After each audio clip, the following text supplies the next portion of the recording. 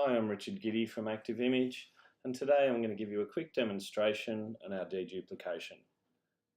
The environment that we've got here is one Hyper-V host with 6 Windows servers, 1 Linux and 1 Windows desktop.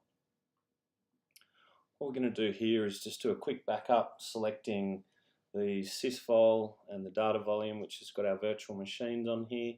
I'm obviously speeding this up for the purposes of the demonstration, but you can see what's going on, and we can see that backup is almost complete.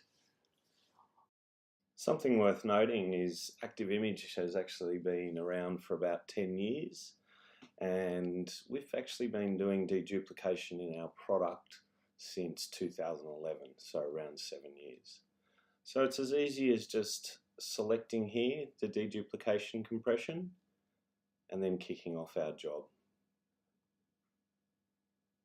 While this is running, I'll tell you a little bit about our deduplication.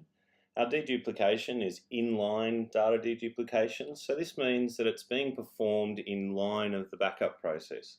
So there's no overheads, there's nothing that needs to be done after the job. It's a block level deduplication, and in this demo we're seeing just over 70% compression. Just to recap on a few things as the job finishes up. ActiveImage has been around for 10 years. We've had deduplication in our product for over 7 years.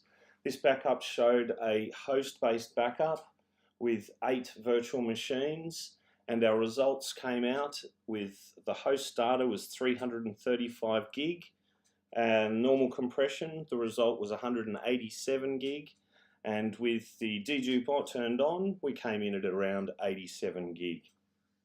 Thanks for listening. And if you have any questions or would like to get a demo of the product, please contact us on the details on this slide.